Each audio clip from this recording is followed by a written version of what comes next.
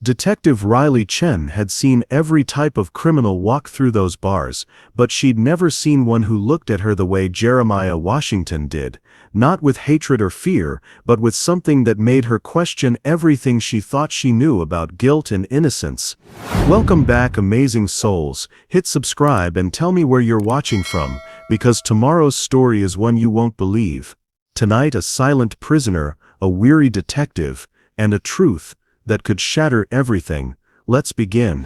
The fluorescent lights of Central City Police Station buzzed like angry wasps, casting harsh shadows across Detective Riley Chen's desk at 11:47 p.m. She rubbed her temples, staring at the stack of case files that seemed to multiply each time she blinked. 3 years on the force, and she still felt like she was drowning in other people's worst days. Her coffee had gone cold hours ago, but she took another sip anyway, grimacing at the bitter taste that matched her mood. The Henderson murder case was going nowhere fast, and Captain Morrison was breathing down her neck for results.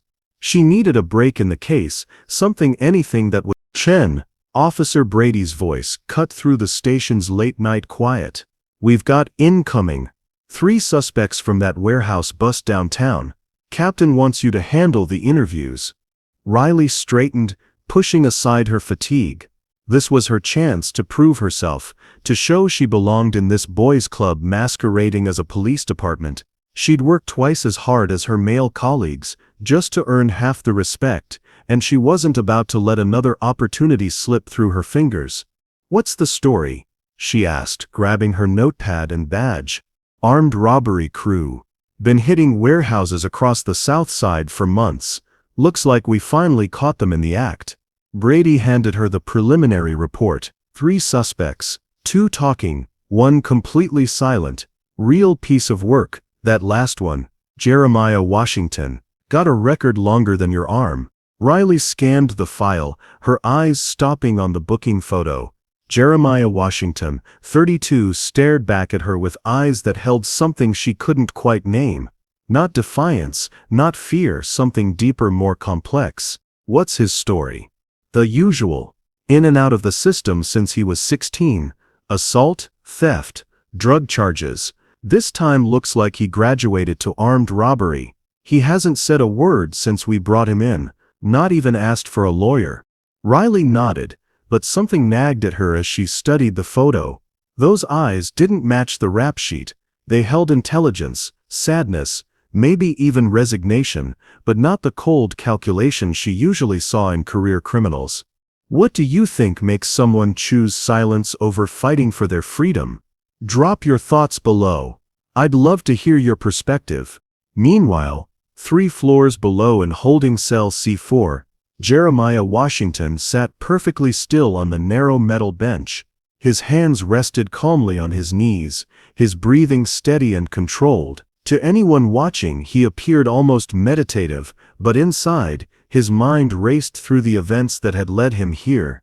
He'd been walking home from his night shift at Murphy's Auto Shop, the legitimate job he'd held for 8 months now, the longest stretch of honest work since his release. The November air had been crisp, cutting through his worn jacket as he took the shortcut through the warehouse district. It was a route he'd taken hundreds of times, but tonight, something had been different.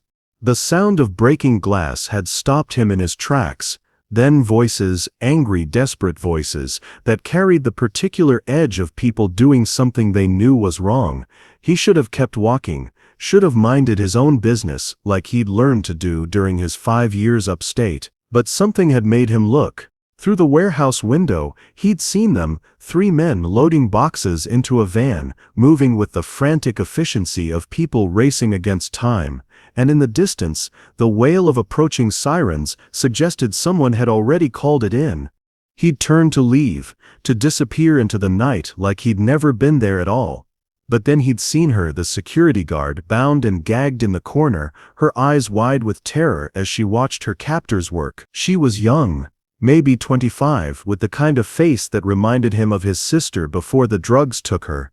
The decision had been instinctive, stupid, and completely contrary to every survival instinct he'd developed. He'd called out to distract the robbers, giving the guard a chance to work free of her bonds. In the chaos that followed, the real perpetrators had escaped, leaving him standing in a warehouse full of stolen goods when the police arrived. Now he sat in this cell, knowing that his word meant nothing against the evidence of his presence at the scene. His record spoke louder than any truth he could tell. So he'd chosen silence, not out of guilt, but out of the weary knowledge that some battles couldn't be won with words. The sound of footsteps in the corridor made him look up. A woman's voice, professional but tired, drifted through the concrete walls. Someone was coming to see him, to try once again to make him confess to crimes that lived only in the assumptions of a system that had never seen him as anything more than a statistic. He closed his eyes and prepared himself for another performance of the role society had written for him. The silent, dangerous criminal who fit so neatly into their preconceptions. It was easier than fighting, and after 32 years of being misunderstood, Jeremiah Washington had learned that sometimes silence was the only dignity left to a man who'd been stripped of everything else. The footsteps stopped outside his cell, and he opened his eyes to see her, Detective Chen, according to the nameplate on her badge. She was smaller than he'd expected, with intelligent dark eyes that seemed to actually see him rather than simply process his presence as a threat to be managed. For a moment, neither of them spoke. The silence stretched between them, heavy with unspoken questions and assumptions that hung in the air like fog. And in that moment, something shifted, something small but profound, like the first crack in a dam that would eventually change the course of a river. The interview room smelled like stale coffee and broken promises. Riley sat across from Jeremiah Washington, the metal table between them, serving as more than just furniture. It was a chasm of mistrust, prejudice, and unspoken assumptions that stretched wider than the 3 feet of scarred steel. She'd conducted hundreds of these interviews, but something about this one felt different. The man across from her wasn't fidgeting, wasn't demanding his phone call, wasn't throwing around threats or excuses. He simply sat, hands folded, watching her with those same eyes from the booking photo, eyes that seemed to hold secrets she wasn't sure she wanted to uncover. Jeremiah Washington, she began, opening his file. 32 years old. Multiple priors. Found at the scene of an armed robbery with approximately $50,000 worth of stolen electronics. She looked up, expecting the usual deflection or demand for a lawyer. Instead, he simply nodded once, as if confirming facts about someone else entirely. The warehouse security footage shows 3 men, she continued, studying his face for any reaction. But when we arrived, there was only you. Care to explain where your partners went? Silence. Riley leaned back in her chair, recognizing the game. She'd played it before with dozens of suspects who thought silence would save them. Look, Jeremiah, can I call you Jeremiah? We both know how this works. You can help yourself here, or you can let your partners walk free while you take the fall for everything. For the first time, something flickered across his features. Not guilt or fear, but something that looked almost like disappointment, as if she'd just confirmed something he'd hoped might not be true. You don't believe me, he said finally, his voice softer than she'd expected, carrying the weight of someone who'd stopped being surprised by the world's assumptions. The sound of his voice caught her off guard. She'd expected anger, defiance, maybe even desperation. Instead, she heard resignation, the tone of a man who'd fought this battle so many times he'd stopped expecting to win. I didn't say that, she replied, though they both knew it was exactly what she'd implied. Jeremiah leaned forward slightly, and for the first time, she saw something crack in his careful composure. The security guard, Sharon Martinez, according to her name tag, she had a photo in her wallet. Little girl, maybe 6 years old, same smile, her daughter probably. Riley's pen stopped moving. They hadn't released Sharon's name to the media yet, and the detail about the photograph wasn't in any report she'd seen. Sharon was terrified. He continued, his voice growing stronger, more urgent. Not of dying, of not making it home to that little girl. When I found her tied up in that office, she kept whispering, "Please, I have a daughter, please." over and over. The room felt smaller suddenly, the air thicker. Riley set down her pen, her professional mask slipping for just a moment. How do you know about the photograph? Because when I cut her free, her wallet fell open, and she kissed that picture before she even checked if she was hurt. She said, "My baby's waiting for me." Then she looked at me, really looked at me, and said, "Thank you," not the way people usually look at me, Detective Chen, the way people look at people. The words hit Riley like a physical blow. She found herself studying his face more intently, searching for deception but finding only a quiet truth that made her chest tight. The three men who were actually robbing the place. Jeremiah continued, his eyes never leaving hers. They panicked when I started yelling, dropped half the merchandise and ran. Left me standing there like an idiot when your officers arrived, but Sharon was safe. That little girl still has her mama. Riley's throat felt dry. Where is Sharon now? Hospital, last I heard. Panic attack. Couldn't stop shaking. He paused, and when he spoke again, his voice was barely above a whisper. She tried to tell your officers what really happened, Detective, but her word doesn't carry much weight when it contradicts the evidence of a black man at a crime scene. The silence that followed was deafening. Riley stared at the file in front of her, but the words blurred together. Everything she thought she knew about this case, about this man, began to shift like sand beneath her feet. Have you ever had a moment where everything you believed was challenged in an instant? Share your experience below. I think we've all been there. She reached for her phone with trembling fingers, dialing Sharon Martinez's direct number at the hospital. The phone rang once, twice. "Hello." Sharon's voice was shaky but clear. "Miss Martinez, this is Detective Chen.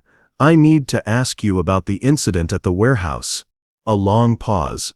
Then, "Is this about the man who saved me? Because I already told the officers he wasn't with those other men. He stopped them. He saved my life." Riley's eyes found Jeremiah's across the table. He wasn't looking at her with triumph or vindication. Instead, his expression held something that broke her heart. Surprise. As if he was genuinely shocked that someone had believed him, that the truth might actually matter. "Miss Martinez," Riley continued, her voice stronger now, "can you describe exactly what happened?" As Sharon's words poured through the phone, describing Jeremiah's intervention, his gentleness as he freed her, the way he'd stayed with her until help arrived, Riley felt something fundamental shift inside her chest. Every assumption she'd made, every prejudice she hadn't even realized she carried, crumbled like a house of cards. When she hung up, the silence in the room had changed. It was no longer the silence of interrogation, but of reckoning. "Why didn't you tell them?" she asked finally. "Why didn't you defend yourself?" Jeremiah's smile was sad, ancient. "Would you have believed me, Detective? Before you made that phone call?" The honest answer sat between them like a stone. She wouldn't have. She would have seen his record, his presence at the scene, and written the story that fit her expectations. But now, looking into his eyes, she saw something that terrified and amazed her in equal measure. She saw herself reflected back, not as the righteous defender of justice she'd always believed herself to be, but as someone who'd been blind to her own biases. And in that moment of brutal self-recognition, something began to grow between them, tentative, fragile, but undeniably real. The interview room felt like it was shrinking around them. Riley stared at her notes, the words blurring, as her mind raced to process what she'd just learned. Everything she thought she knew about this case, about this man, had been turned upside down in the span of a single phone call. She closed the file with more force than necessary, the sound sharp in the quiet room. I have to speak with my captain." Jeremiah nodded slowly, as if he'd expected this. "Of course you do." There was no bitterness in his voice, which somehow made it worse. He was already retreating back into that careful shell of protective silence, preparing himself for whatever came next. Riley recognized the look. It was the same expression she'd seen on her own face in mirrors after particularly brutal days, the mask of someone who'd learned not to hope too hard. "This doesn't change anything," she said quickly, though even as the words left her mouth, she knew they were a lie. "It changed everything. I mean, there are still procedures, evidence to review, statements to verify." "I understand." His voice was professionally neutral now, the warmth that had crept in during his story about Sharon completely gone. "You have a job to do, Detective Chen." The way he said her name with such careful distance made her chest tighten. She stood abruptly, her chair scraping against the concrete floor. "I'll be back." As she reached the door, his voice stopped her. "Detective?" She turned, expecting to see anger or disappointment. Instead, she found something worse, understanding, as if he'd already forgiven her for doubts she hadn't even fully acknowledged yet. "For what it's worth," he said quietly, "I don't blame you for not believing me. I wouldn't have believed me either." Riley's hands shook as she walked down the corridor toward Captain Morrison's office. The fluorescent lights seemed harsher now, the familiar sounds of the station phones ringing, keyboards clicking, the low hum of late-night police work felt suddenly foreign. She knocked on Morrison's door, barely waiting for permission before entering. He looked up from his computer, his weathered face creased with the kind of exhaustion that came from 30 years of dealing with the city's worst. "Chen, how's the warehouse case coming?" "Captain, we need to talk about Jeremiah Washington." Morrison leaned back in his chair. "The one who's been playing statue in the interview room? Finally crack him. He didn't do it?" The words tumbled out before she could stop them. "The robbery." He interrupted it, saved the security guard.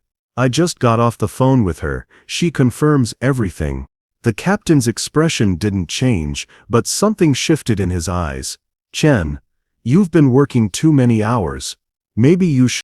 "I'm not imagining this." The force of her own voice surprised her. Sharon Martinez was crystal clear. Washington interrupted the actual perpetrators, freed her from her restraints, stayed with her until we arrived. "He's innocent." Morrison was quiet for a long moment, studying her face. "Innocent," he repeated finally. "Chen, the man has a rap sheet going back 15 years. Assault, theft, drug charges. You really think he just happened to be walking by and decided to play hero?" "Yes." The certainty in her voice surprised them both. "That's exactly what I think happened." Based on the word of a traumatized security guard and a career criminal, Riley felt something hot and defensive rise in her chest. Based on evidence, based on testimony, based on the fact that if we bothered to actually investigate instead of assuming. "Careful, detective." Morrison's voice carried a warning. "You're walking a very thin line here." The threat was clear, and Riley felt herself deflate slightly. She was new, still proving herself, still fighting for respect in a department that questioned her judgment daily. One wrong move, one case that made the department look bad, and her career could be over before it really began. But Jeremiah's face flashed in her mind, the resignation in his eyes, the way he'd thanked her for a truth she hadn't even wanted to hear. How many times had he sat in rooms like this, while people like her decided his fate based on assumptions rather than evidence? "Captain," she said more quietly, "what if we're wrong?" Morrison's laugh was harsh. "Chen, in 30 years on this job, I've learned that guys like Washington don't just stumble into crime scenes to help old ladies, they're there because they belong there. The fact that he won't talk just confirms it. Or maybe he won't talk because he knows no one will believe him anyway." The words were out before she could stop them, and she saw Morrison's face harden. "Detective Chen, you're dismissed. Take the night to think about whether you want to build your reputation defending career criminals or putting them where they belong." Riley found herself in the parking garage, sitting in her car with the engine off, staring at her own reflection in the windshield. The face looking back at her was familiar but somehow foreign, the same dark eyes, the same determined jawline, but something fundamental had shifted. She thought about Jeremiah's question. "Would you have believed me before you made that phone call?" The honest answer was no, she wouldn't have. She would have seen his record, his presence at the scene, and written the story that fit her expectations, just like Morrison was doing now, just like she'd been trained to do. But now, she couldn't unknow what she knew, couldn't unfeel the way her heart had clenched when she heard the quiet acceptance in Jeremiah's voice, the way he'd prepared himself for her disbelief as if it was inevitable. What would you do if you discovered your whole worldview was built on assumptions? Sometimes the hardest person to change is yourself. Let me know your thoughts below. Her phone buzzed with a text from her partner Dave. Heard you're going soft on the warehouse case. Morrison's not happy. Maybe stick to what we know works? Riley stared at the message for a long time before deleting it without responding. She knew what Dave meant by what works. The easy path. The path of least resistance, the path where black men with records stayed in cells and white detectives didn't question the system that put them there. But something had broken inside her tonight, something that couldn't be easily repaired. Every time she closed her eyes, she saw Jeremiah's face, not the mugshot from his file, but the real man who'd sat across from her, who'd risked his freedom to save a stranger, who'd accepted her doubt with a grace she wasn't sure she deserved. She started the engine, but instead of driving home, she found herself heading back toward the station. There were procedures to follow, evidence to review, a system to navigate. But for the first time in her career, Riley Chen was going to make sure that system served justice instead of just convenience, even if it cost her everything she'd worked for. The interview room felt like it was shrinking around them. Riley stared at her notes, the words blurring as her mind raced to process what she'd just learned. Everything she thought she knew about this case, about this man, had been turned upside down in the span of a single phone call. She closed the file with more force than necessary, the sound sharp in the quiet room. I have to speak with my captain." Jeremiah nodded slowly, as if he'd expected this.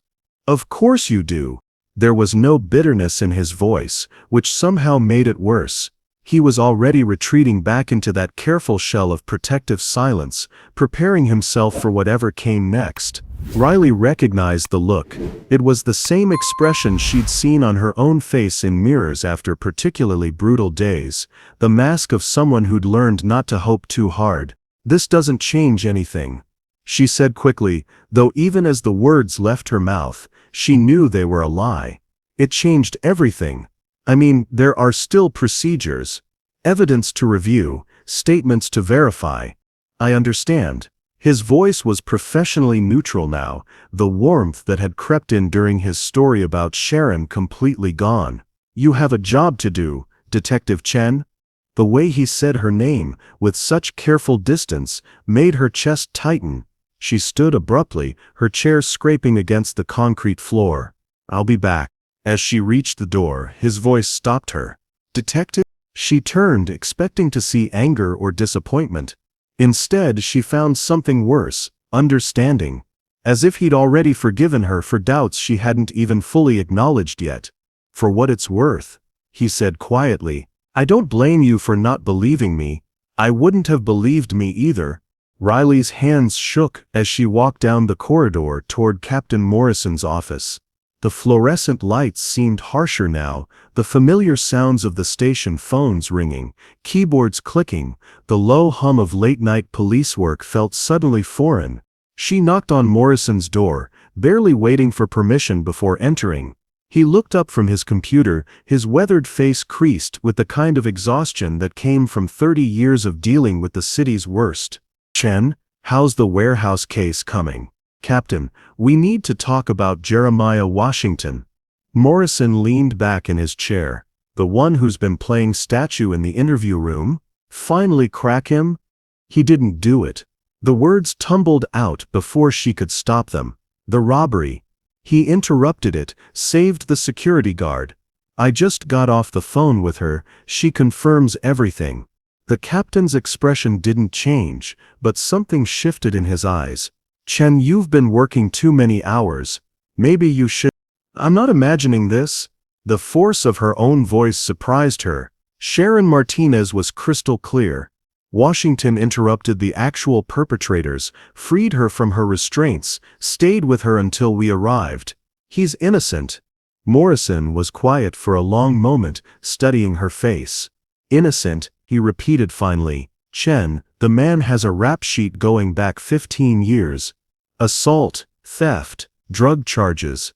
You really think he just happened to be walking by and decided to play hero?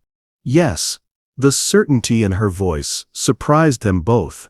That's exactly what I think happened, based on the word of a traumatized security guard and a career criminal. Riley felt something hot and defensive rise in her chest. Based on evidence. Based on testimony. Based on the fact that if we'd bothered to actually investigate instead of assuming. Careful, detective. Morrison's voice carried a warning. You're walking a very thin line here. The threat was clear, and Riley felt herself deflate slightly. She was new, still proving herself, still fighting for respect in a department that questioned her judgment daily. One wrong move, one case that made the department look bad, and her career could be over before it really began. But Jeremiah's face flashed in her mind, the resignation in his eyes, the way he'd thanked her for a truth she hadn't even wanted to hear. How many times had he sat in rooms like this, while people like her decided his fate based on assumptions rather than evidence? Captain, she said more quietly, what if we're wrong? Morrison's laugh was harsh. Chen, in 30 years on this job I've learned that guys like Washington don't just stumble into crime scenes to help old ladies. They're there because they belong there. The fact that he won't talk just confirms it. Or maybe he won't talk because he knows no one will believe him anyway. The words were out before she could stop them, and she saw Morrison's face harden. Detective Chen, you're dismissed. Take the night to think about whether you want to build your reputation defending career criminals or putting them where they belong. Riley found herself in the parking garage, sitting in her car with the engine off, staring at her own reflection in the windshield. The face looking back at her was familiar but somehow foreign, the same dark eyes, the same determined jawline, but something fundamental had shifted. She thought about Jeremiah's question. Would you have believed me before you made that phone call? The honest answer was no, she wouldn't have. She would have seen his record, his presence at the scene, and written the story that fit her expectations. Just like Morrison was doing now, just like she'd been trained to do, but now, she couldn't unknow what she knew.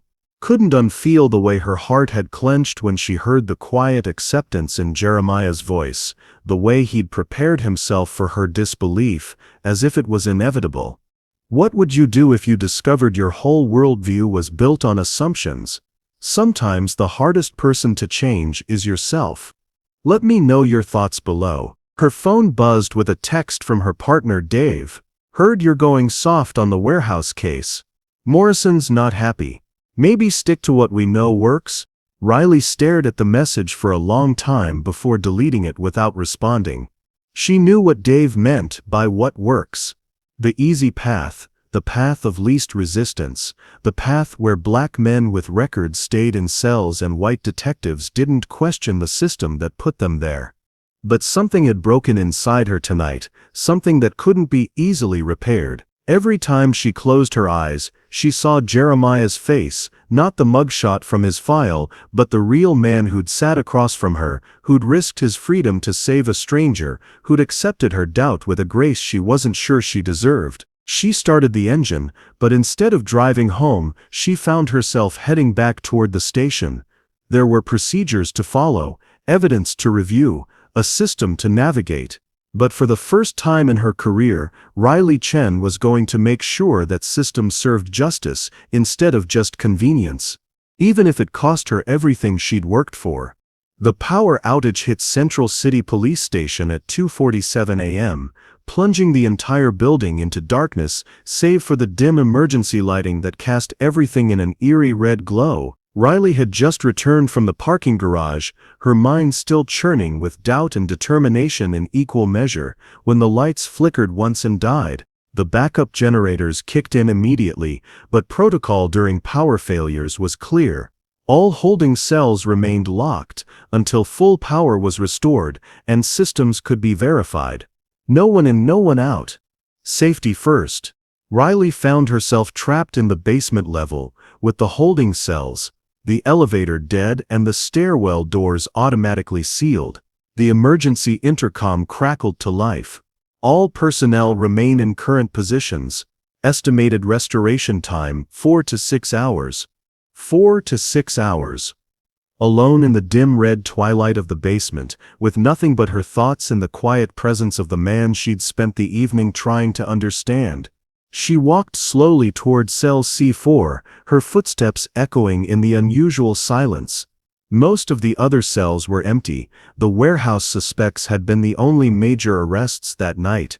Jeremiah sat exactly as she'd left him, hands folded, staring straight ahead. "Looks like we're both stuck," she said, her voice seeming too loud in the quiet space. He looked up, and in the red emergency lighting, his face took on an almost ethereal quality. "Generator failure?" Something like that. She found herself sitting on the floor across from his cell, her back against the opposite wall. It wasn't protocol. Hell, it wasn't even smart, but something about the darkness made normal rules feel suspended. Could be a while. They sat in silence for several minutes, the only sound the distant hum of emergency power in the building's mechanical systems. Riley found herself studying his profile, trying to reconcile the man before her with the assumptions she'd carried just hours earlier. "Can I ask you something?" she said finally. "Seems like we have time. Why did you stay?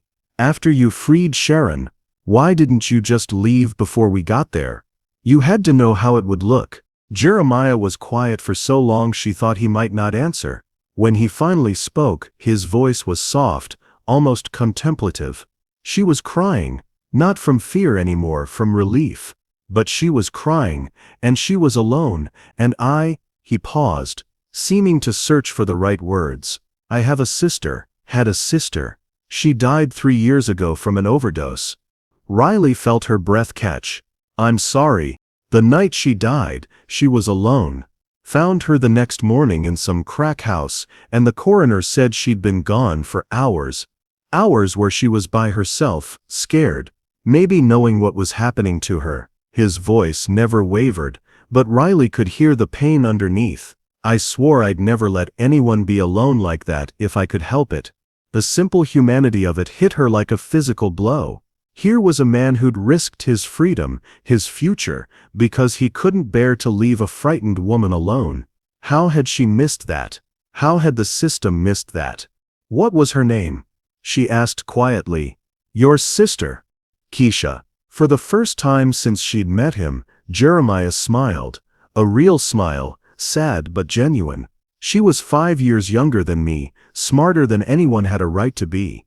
Should have been a teacher, or a doctor, or anything. But the streets got her young and I was too busy making my own mistakes to pull her out."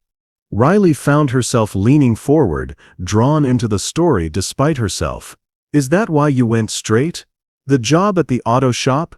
Murphy, my boss, he took a chance on me. Said everyone deserves a second chance, but most people only get one. I was 8 months clean. 8 months working honest, and I was starting to believe maybe I could be different." His laugh was bitter. "Guess that was naive." It wasn't naive. The words came out more forcefully than she'd intended. "Jeremiah, what you did tonight, saving Sharon, that wasn't the action of a criminal. That was heroic." He looked at her sharply, as if surprised by the conviction in her voice. "You really believe that?" The question hung between them in the red-tinged darkness. Riley realized this was a moment of truth, not just for him, but for herself. Everything she'd been taught, every assumption she'd carried, every easy answer she'd accepted about who deserved the benefit of the doubt, came down to this moment. "Yes," she said simply. "I believe." Have you ever had someone's story completely change how you see them? Sometimes the most profound connections happen when we least expect them. Share your thoughts below. The silence that followed was different from before, warmer, more intimate. They were no longer cop and suspect, but simply two people sharing truths in the darkness. "Can I tell you something?" Riley said, surprising herself. "When I first read your file, I made up my mind about who you were before I even met you. I saw the charges, the mugshot, and I thought I knew your story. And now? Now I realize I don't know anything." She pulled her knees up to her chest, making herself smaller in the dim space. "I became a cop because I wanted to help people, to make things fair. But somewhere along the way, I started seeing suspects instead of people, cases instead of lives." Jeremiah shifted in his cell, moving closer to the bars. "That's not all on you, detective. The system teaches you to think that way. Keeps things simple. But it's not simple, is it?" "Nothing about this is simple." "No," he agreed quietly. "It's not." They fell into a comfortable silence, two people who had found something unexpected in the most unlikely of circumstances. Riley realized that despite the bars between them, despite everything that should have made this impossible, she felt safer here in this dim basement with Jeremiah Washington than she had in months of walking the streets with a badge and a gun. Outside, the city hummed with late-night energy, oblivious to the small revolution taking place in a police station basement. Two lives were quietly changing course, finding connection across the artificial divisions that were supposed to keep them apart. When the lights finally flickered back on 4 hours later, neither of them mentioned how the darkness had felt more honest than the harsh fluorescent reality that replaced it. But something had shifted between them, something that would be harder to ignore in the bright light of day. 3 days later, Riley found herself sitting in Murphy's auto shop, the smell of motor oil and metal shavings thick in the air. She hadn't been able to stop thinking about Jeremiah's words in the darkness, about the sister he'd lost, about the second chance he'd been given.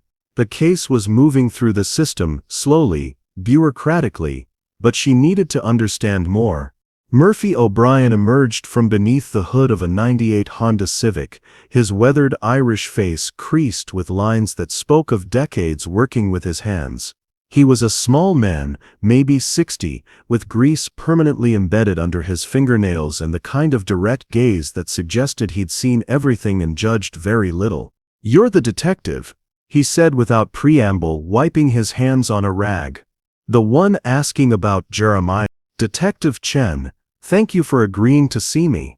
Murphy gestured toward a small office cluttered with invoices and coffee-stained paperwork. "Figured someone would come around eventually. Surprised it took this long, though I suppose the system moves at its own pace." Riley settled into a folding chair across from Murphy's desk. "Can you tell me about Jeremiah as an employee?" "Best worker I've had in 20 years. Murphy said without hesitation. "Shows up early, stays late, never complains about the dirty jobs. Has a gift with engines, can hear what's wrong with a car just by listening to it idle." "And before, when you hired him?" Murphy's expression grew more serious. "You mean when I hired an ex-con with a record as long as my arm, when everyone told me I was crazy to take that risk?" Riley nodded, recognizing the challenge in his voice. "My son Danny was about Jeremiah's age when he died," Murphy continued, his voice growing softer. "Car accident, drunk driver. But before that Danny had his own problems. Drugs, petty theft, couple arrests. I kept bailing him out, making excuses, thinking love would be enough to save him." He paused, staring at a framed photo on his desk, a young man with Murphy's eyes and a crooked smile. "After Danny died, I kept thinking about all the second chances I gave him, and how there are probably dozens of kids out there who never got even one chance. So when Jeremiah showed up here 8 months ago, clean record from the halfway house, looking for honest work." Murphy shrugged. "Figured Danny would have wanted me to try." Riley felt her throat tighten. "How did Jeremiah end up here specifically?" "Sister Margaret at St. Catherine's sent him. She runs a program for guys getting out, helps them find jobs, places to live." Jeremiah was different from the start though. "Different how?" Murphy leaned back in his chair, considering. "Most guys coming out, they're angry, at the system, at themselves, at the world that put them where they were, can't blame them for that. But Jeremiah, he was quiet, focused. Like he'd made peace with something the rest of us were still fighting. Riley thought about the resignation she'd seen in Jeremiah's eyes, the way he'd prepared himself for her disbelief as if it was inevitable. Did he ever talk about his past? His sister? Only once. Murphy's voice dropped to almost a whisper. About 3 months ago, we were working late, and I made some comment about family. He got this look on his face, like someone had punched him in the gut, started talking about Keisha. Murphy stood and walked to the small window overlooking the shop floor, said she was the only family he had left, and he'd failed her. Been in prison for armed robbery, his third strike, while she got deeper into drugs. Said he used to call her from prison, but toward the end, she stopped answering. Stopped visiting. When he got out, she'd been dead 6 months, and no one had even told him. Riley's hands clenched in her lap. She tried to imagine receiving that news, the devastating combination of grief and guilt, the weight of knowing you couldn't even say goodbye. He blamed himself. Murphy continued. Said, if he'd been there, if he'd made different choices earlier, maybe she'd still be alive. That's why he was working so hard to go straight, not for himself but for her memory, to prove that the Washington name could mean something different. Sometimes the heaviest chains we carry are the ones forged from our own regrets. Have you ever felt the weight of what if? Share your thoughts below. We've all been there. Riley felt tears prick at the corners of her eyes. Murphy, the night he was arrested, do you believe he was trying to help that security guard? Murphy turned from the window, his expression fierce. Detective Chen, that boy has been carrying the weight of his sister's death like a cross on his back for 3 years. You think he'd walk away from someone in trouble? Someone's daughter who needed help? The certainty in his voice was absolute, and Riley realized she was hearing the truth from someone who'd watched Jeremiah rebuild his life day by day, choice by choice. There's something else, Murphy said, returning to his desk. He opened a drawer and pulled out a small, worn photograph. Found this in his locker after he was arrested. Thought you might want to see it. Riley took the photo with trembling fingers. It showed 2 children, a boy of maybe 12 and a girl of 7, sitting on the front steps of a rundown house. The boy had his arm protectively around the girl's shoulders, and both were smiling despite the obvious poverty of their surroundings. Jeremiah and Keisha, Murphy said quietly. Only photo of her he had left. Look at his face in that picture, detective. That's not the face of a man who'd let someone suffer if he could help it. Riley stared at the photograph, seeing past the childhood poverty to the love between the siblings, the protective instinct in young Jeremiah's posture that had apparently never left him. She thought about Sharon Martinez's daughter, about the photo Sharon had kissed in that warehouse office, about the parallel that had driven Jeremiah to risk everything for a stranger. He was trying to save everyone he couldn't save. She whispered, understanding flooding through her. Every day, Murphy agreed. That's what good men do, detective. They carry their failures and try to turn them into someone else's salvation. Riley carefully handed back the photograph, but the image was burned into her memory. She finally understood what she'd seen in Jeremiah's eyes that first night, not resignation, but the quiet determination of a man who'd decided that his pain would mean something, that his sister's death wouldn't be in vain if he could prevent someone else's. As she left Murphy's shop, Riley realized that everything she'd thought she knew about justice, about redemption, about who deserved a second chance, had been turned upside down by a man who'd been trying to earn his sister's forgiveness from beyond the grave. The system had failed Jeremiah Washington, but more than that, she was starting to understand that she had failed him too until now. Riley returned to the station with the photograph burned into her memory and a determination she'd never felt before. She'd spent 2 days gathering evidence, re-interviewing witnesses, and building an airtight case for Jeremiah's innocence. The warehouse security footage from a neighboring building had finally been obtained, clearly showing 3 different men fleeing the scene while Jeremiah remained behind with Sharon. It should have been enough. But she knew it wasn't just about evidence anymore, it was about justice for a man who'd been paying for his past, while trying to build a future worth his sister's memory. She found Jeremiah in the same cell, reading a worn paperback novel. He looked up when she approached, and she saw something different in his eyes. Not hope exactly, but a quiet curiosity that hadn't been there before. "Detective Chen," he said, closing the book carefully, "I heard you've been busy." "The charges are being dropped," she said without preamble. "Tomorrow morning, full exoneration." For a moment he was completely still. Then something cracked in his carefully composed expression, and she saw a flash of emotion so raw it made her chest tight.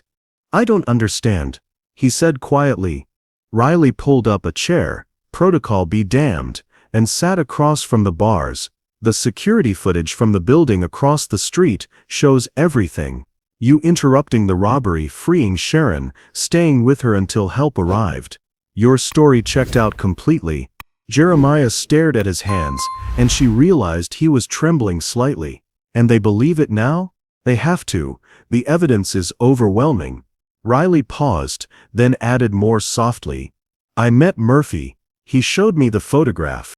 Jeremiah's head snapped up, his eyes searching her face. "He shouldn't have. That's private. He cares about you. He wanted me to understand who you really are." Riley leaned forward, her voice gentle. "Jeremiah, you don't have to carry Keisha's death alone anymore.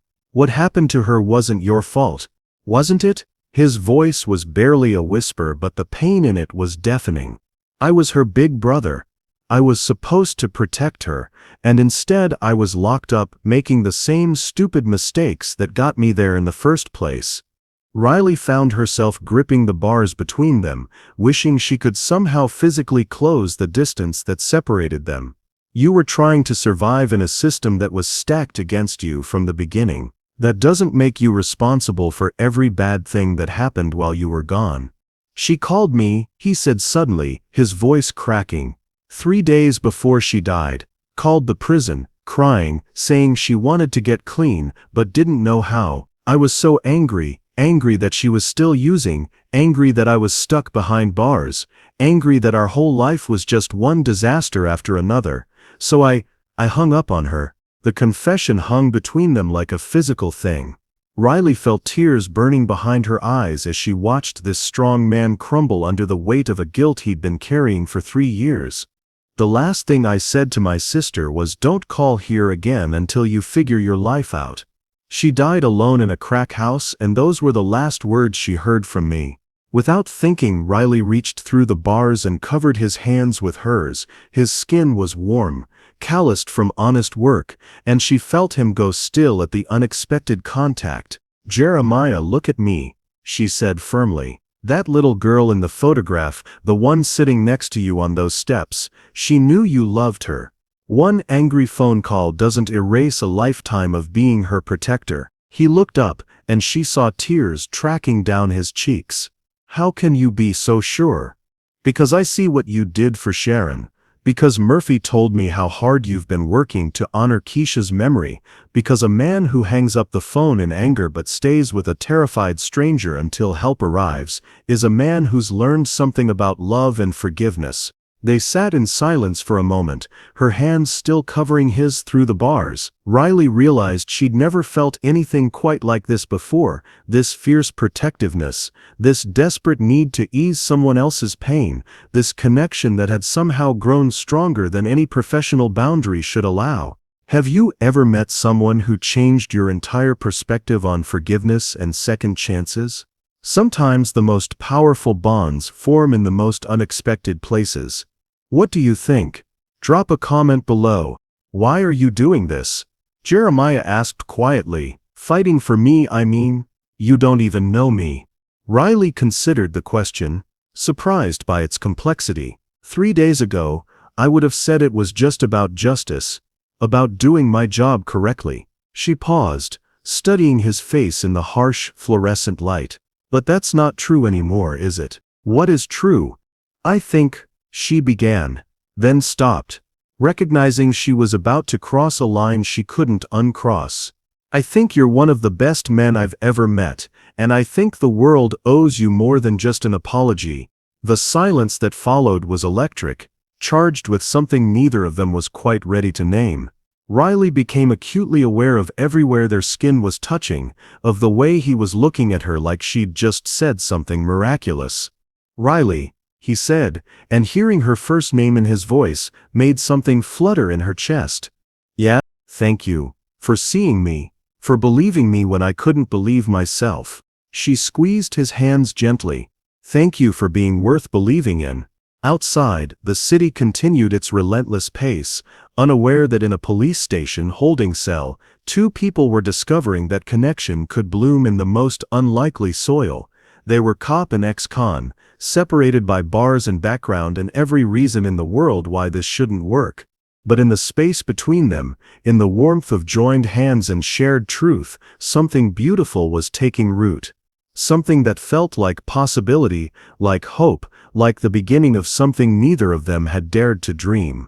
Tomorrow, Jeremiah would walk free.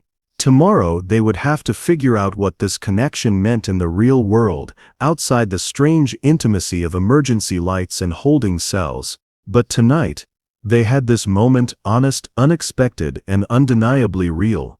And for the first time in longer than either could remember, that felt like enough. Riley arrived at the station the next morning with coffee and what she thought was good news. The paperwork had been processed, the charges officially dropped, and Jeremiah would be free within the hour. She'd barely slept, thinking about what came next, about the conversation they needed to have outside the artificial confines of bars and emergency lighting. But Captain Morrison was waiting in her cubicle, his face grim, and she knew immediately that something had gone wrong. "Chen, we need to talk. Now." In his office, Morrison closed the door with more force than necessary. "Internal Affairs got wind of your involvement in the Washington case." Riley's stomach dropped. "My involvement? Don't play dumb with me. The security guards reported you spending hours in the holding area. Off-duty officers saw you visiting that auto shop, interviewing Murphy O'Brien without authorization. And yesterday, Officer Brady witnessed you holding hands with the suspect through the bars." The last words hit her like a slap. Riley felt heat rise in her cheeks, partly from embarrassment but mostly from anger. "I was doing my job. I was investigating. You were compromising yourself professionally." Morrison's voice cracked like a whip. "Do you have any idea what this looks like? A female detective gets emotionally involved with a suspect, starts believing his sob story, and suddenly all the evidence points to his innocence. The evidence speaks for itself. The security footage could be interpreted multiple ways, and you know it."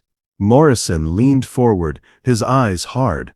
"Chen, I thought you were smarter than this. Do you want to be known as the cop who threw away her career for a convicted felon?" The words stung, because they echoed her own fears, the doubts she'd been trying to silence. "Jeremiah Washington is innocent. Everything I did was about finding the truth." Was it? Morrison's voice was quieter now, more dangerous. "Or was it about whatever you think you feel for him?" Riley opened her mouth to deny it, but the words stuck in her throat. Because if she was honest, brutally, completely honest, it hadn't just been about justice. Not entirely. Somewhere along the way, it had become about the man who'd shown her what real courage looked like, who'd carried his sister's memory like a sacred trust, who'd looked at her with such gratitude for simply being seen. Morrison nodded grimly at her silence. "That's what I thought. Chen, you're being reassigned. Effective immediately. Robbery division. Desk duty. And you're to have no further contact with Washington. None. Is that clear?" "Captain, I can, and I will, unless you'd prefer I recommend a full investigation into your conduct. Because I guarantee you, that won't end well for anyone involved." An hour later, Riley found herself standing in the station lobby as Jeremiah walked through the doors a free man. She'd been ordered to stay away, but she couldn't let him leave without explanation. He'd been processed, given back his belongings, and was heading for the exit when he saw her. His face lit up with a smile that made her heart ache, and he started toward her before she could stop him. "Riley, I thought—" "Don't." The word came out harsher than she'd intended, and she saw him freeze mid-step. "Don't come over here." Confusion flickered across his features. "What's wrong?" She glanced around the busy lobby, aware of the eyes watching them, the whispers that would start the moment he left. "Nothing's wrong. You're free. That's what matters." "Riley, what happened?" "Last night you seemed—" "Last night was a mistake." The words tasted like poison in her mouth, but she forced them out anyway. "I got too involved in the case, too invested in the outcome. It won't happen again." She watched the understanding dawn in his eyes, watched him process what she was really saying. The hope that had been building in his expression crumbled, replaced by something that looked like betrayal. "I see." His voice was carefully neutral now, the same tone he'd used in that first interview. "So this is how it ends. Back to being just another case file." "Jeremiah, please." "No, I get it." He took a step back, creating the distance she'd demanded.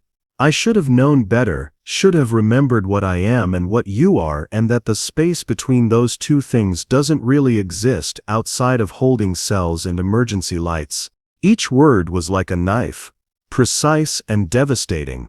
Riley wanted to explain, to tell him about Morrison's threats, about the career she'd worked so hard to build, about the impossible choice between her future and whatever this thing between them could become.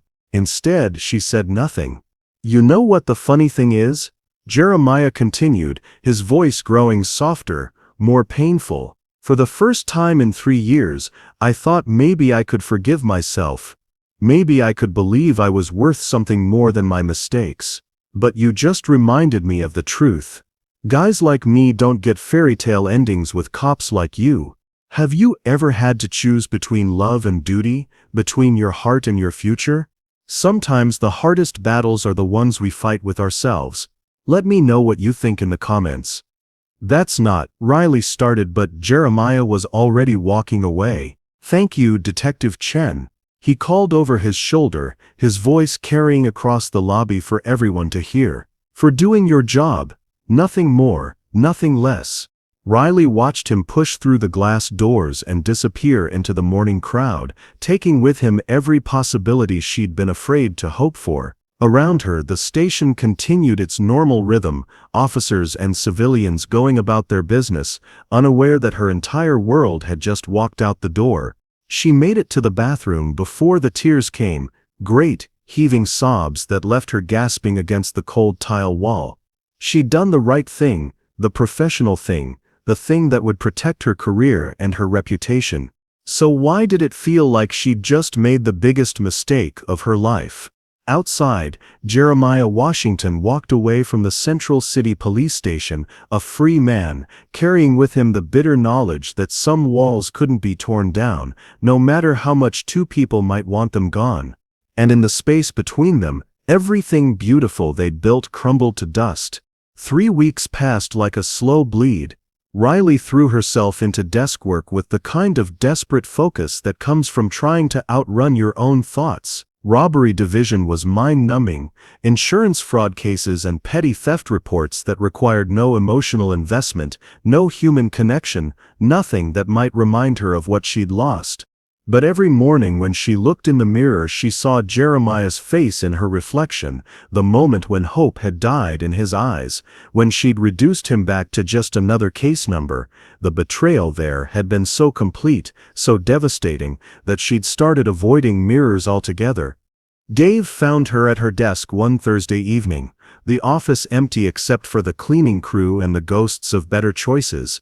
"Chen, you look like hell." She didn't look up from the insurance forms she'd been staring at for 20 minutes without reading. "Thanks.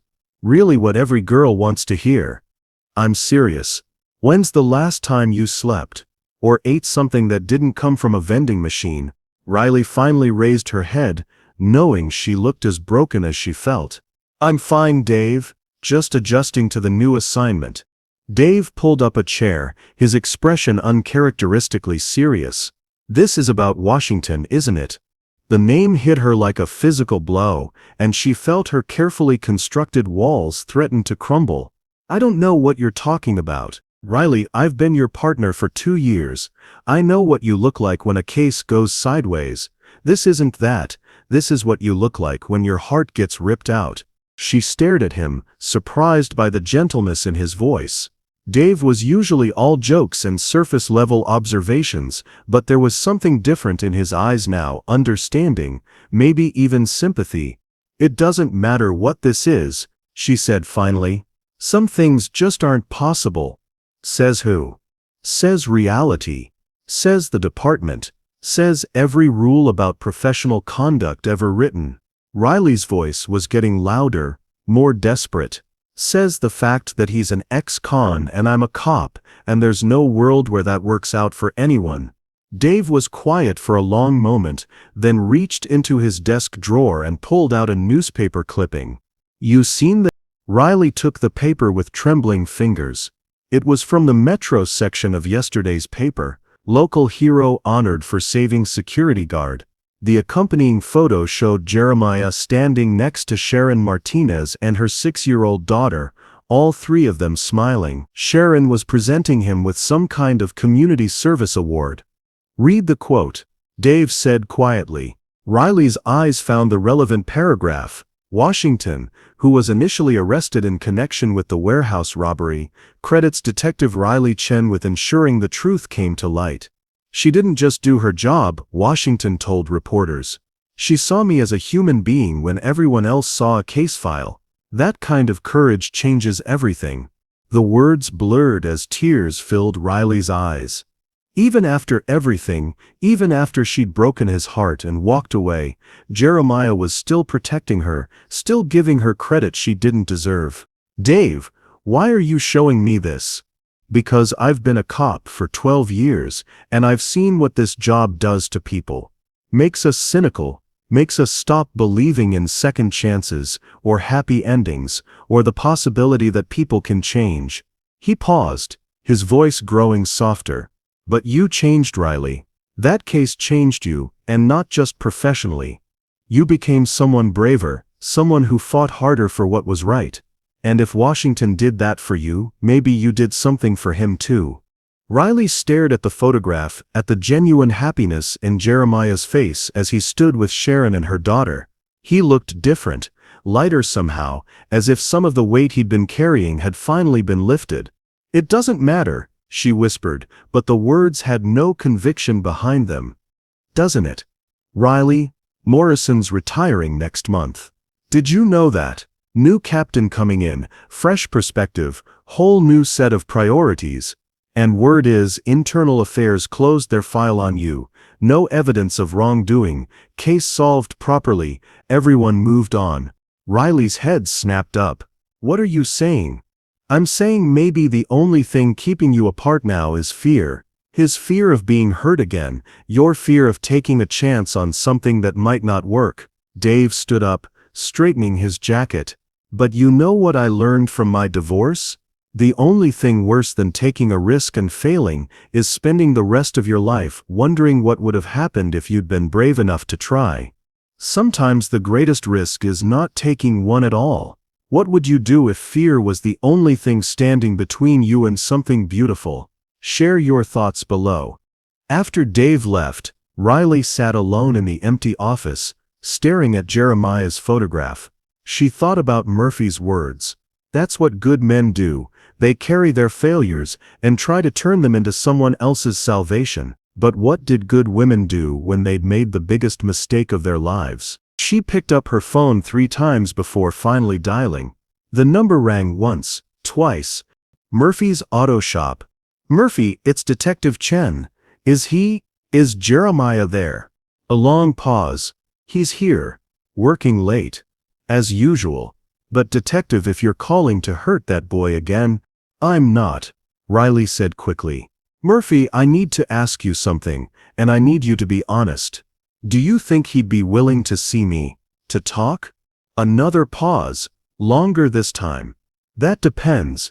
Detective, are you calling as a cop, or are you calling as a woman who made a mistake and wants to make it right? Riley closed her eyes, feeling the last of her professional armor fall away. The second one. Definitely the second one. Then you better get down here. Shop closes in an hour, but something tells me you two are going to need more time than that.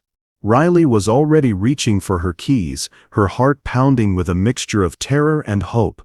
She didn't know if Jeremiah would forgive her, didn't know if what they'd found in that holding cell could survive in the real world, but she was finally ready to find out. The choice had been made. Now came the hard part, living with the consequences, whatever they might be. The familiar smell of motor oil and possibility filled Riley's lungs as she stepped into Murphy's auto shop. The overhead lights cast long shadows across the concrete floor, and she could hear the sound of someone working beneath the hood of a car in the back bay. Her heart hammered against her ribs as she walked deeper into the shop, each step feeling like a choice she couldn't take back. Jeremiah emerged from behind a lifted pickup truck, wiping his hands on a rag, and froze when he saw her. He was wearing the same navy work shirt she remembered, his sleeves rolled up to reveal forearms marked by honest work. But something in his face had changed, not just the wariness she expected, but a kind of resigned sadness that made her chest ache. "Detective Chen," he said quietly, his voice carefully neutral. Murphy said, "You might stop by." "It's just Riley," she said, her voice barely above a whisper. "Please." They stood 20 feet apart in the quiet shop, the distance between them feeling both insurmountable and fragile. Riley realized she'd rehearsed this conversation a dozen times on the drive over, but now, facing him, every word she'd planned seemed inadequate. "I saw the newspaper article," she said finally, "about the award." Jeremiah nodded once. "Sharon wanted to do something. I told her it wasn't necessary, but—" he shrugged, a gesture that managed to convey both humility and the weight of everything unsaid between them. "You gave me credit. In the interview. Even after—" Riley's voice caught. "Even after I hurt you. You did do the work," he replied simply.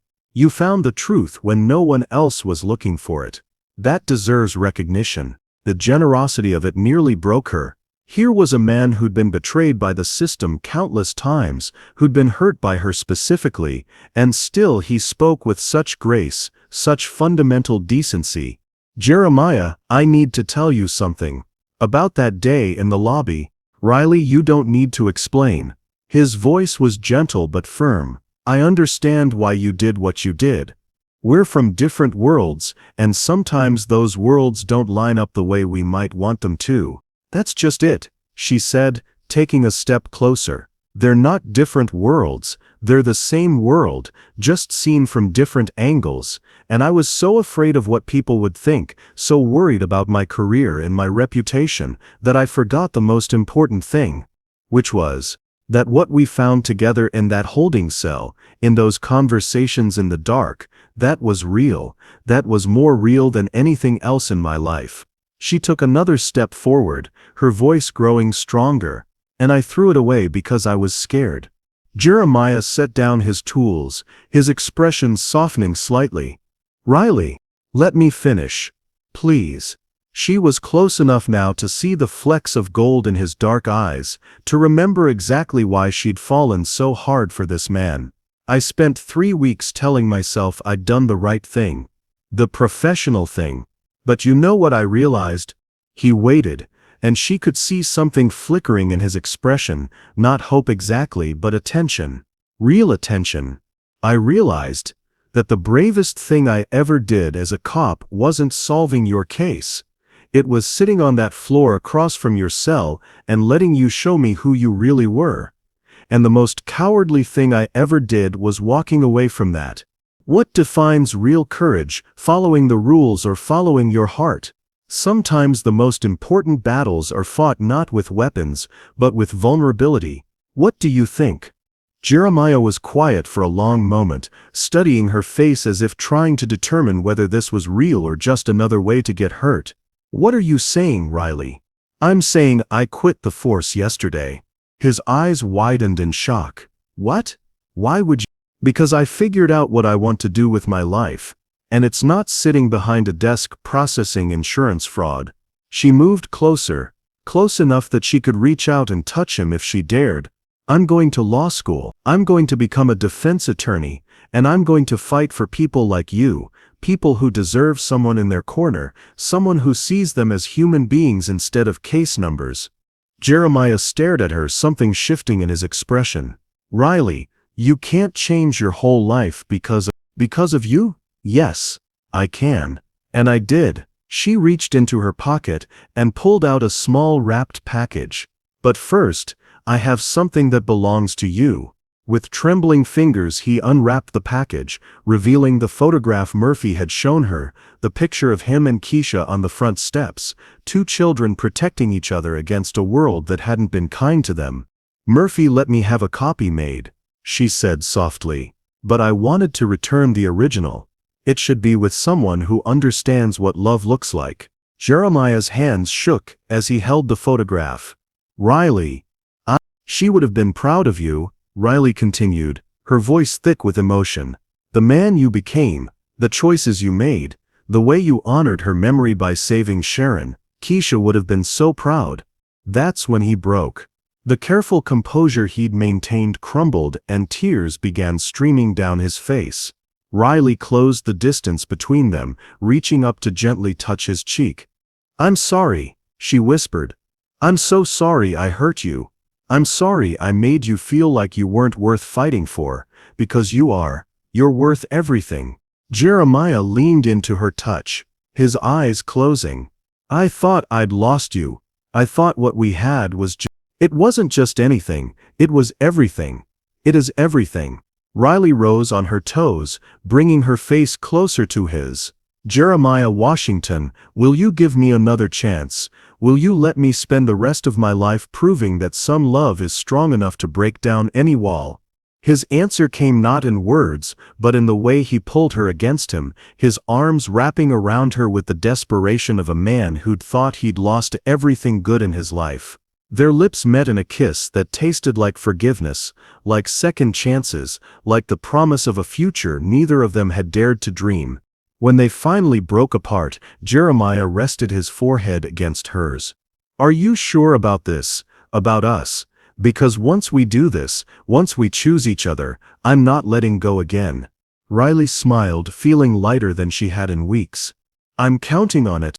Murphy emerged from his office just as they embraced again, a satisfied grin on his weathered face. Well, it's about damn time, he called out. Now you two lovebirds want to close up shop so an old man can go home to his wife? They laughed, the sound echoing through the garage like music. Outside the city hummed with its usual chaos, but inside Murphy's auto shop, two people who'd found each other across impossible odds were finally truly free. 6 months later, Riley would graduate at the top of her law school class, with Jeremiah cheering from the audience. A year after that, she'd win her first major case defending a young man who'd been wrongfully accused, seeing in his eyes the same desperate hope she'd once seen in Jeremiah's. But that night in the auto shop, surrounded by the smell of honest work and the promise of tomorrow, they simply held each other and marveled at the beautiful, improbable truth of their love. Some walls are meant to be torn down, some rules are meant to be broken, and sometimes the most unlikely connections turn out to be the strongest of all. Love has a way of finding us when we least expect it and need it most. Have you ever experienced a connection that changed everything? Share your story below. I'd love to hear how love surprised you. The end. Riley and Jeremiah have overcome the barriers of prejudice, professional expectations, and fear to find their way back to each other. Their love has not only transformed them individually, but has set them both on new paths where they can help others find justice and redemption. If you enjoyed this story, you will surely love the next one. It's as crazier and more intriguing as you can ever imagine. So do check it out. Click on the image showing on your screen right now to watch the next one. Thank you for watching this story to the end.